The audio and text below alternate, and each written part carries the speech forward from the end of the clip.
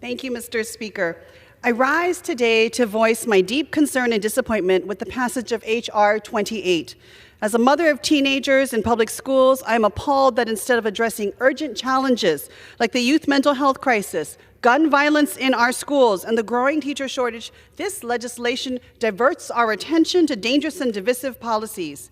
H.R. 28, under the guise of protecting fairness in sports and safety in schools, risks undermining the rights and dignity of girls and young women. Let me be clear. This bill threatens the very foundation of Title IX, the landmark legislation that for over 50 years has protected millions from gender-based discrimination in education. Patsy Mink, the trailblazing congresswoman who championed Title IX, understood the deep injustices women face in education and beyond. As a woman and a Japanese American, she fought so that her daughter and all future generations could pursue their dreams without fear of prejudice or exclusion. They fought this hard fight, and for us, this bill betrays her legacy and all of her efforts by turning back the clock on these hard-won rights. Growing up, I experienced firsthand the pain of being bullied for the way I looked and being judged for not fitting traditional expectations of what a girl should look or act like. I remember vividly being told by a school administrator to tuck in your shirt, boy.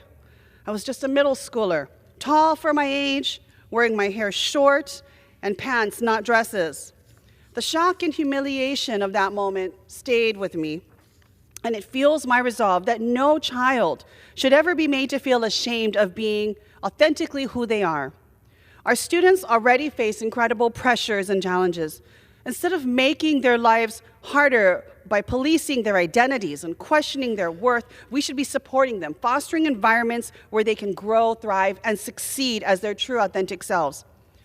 Transgender girls are girls. Transgender women are women. And if we truly want to protect girls and women, we must stand for inclusion, dignity, and respect, not division and exclusion. This isn't just about policy, it's about our values. It's about ensuring every student feels safe, seen, and supported. That's how we protect our children. That's how we honor the spirit of Title IX. Let's move forward with solutions that uplift and unite our schools, not tear them apart. Thank you. Mr. Speaker, over the past 10 days, our nation has watched with horror and sadness the harrowing scenes coming out of Southern California as these fires tore through homes, neighborhoods, and communities. On behalf of my constituents who know the terror and trauma of wildfire all too well, I rise today in solidarity with our California and Los Angeles Ohana, and in outrage over the callous and heartless remarks that conditions should be applied to their aid.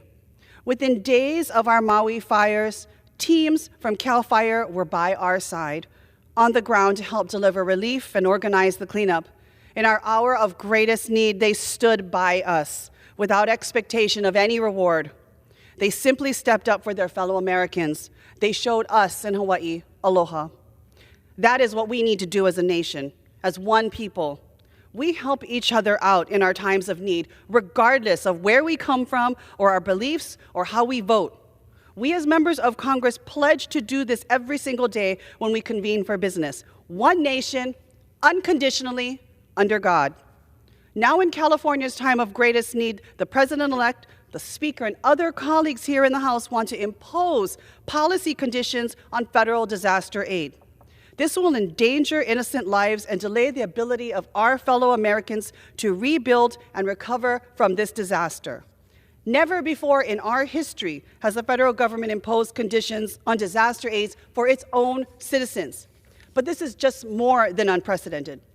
To deny our fellow Americans the help they need after losing loved ones, their homes, their businesses in their darkest hour because of political differences, it's not just cruel, it's immoral. It's un-American. It is not who we are as a country. It's an affront to our most basic values, one that transcends any law or policy and lies at the core of our faiths, that we should do to others as we would do to us, that we must love thy neighbor. Mr. Speaker, I ask my colleagues to join me in solidarity and our fellow Americans in delivering the aid that California desperately needs without political conditions. In doing so, I urge my colleagues to do the right thing and stand up for our values as a nation. Let us send the right message to the American people that their government, of the people, by the people, and for the people will always stand by them unconditionally, no matter what. Thank you, Mr. Speaker, and I yield back.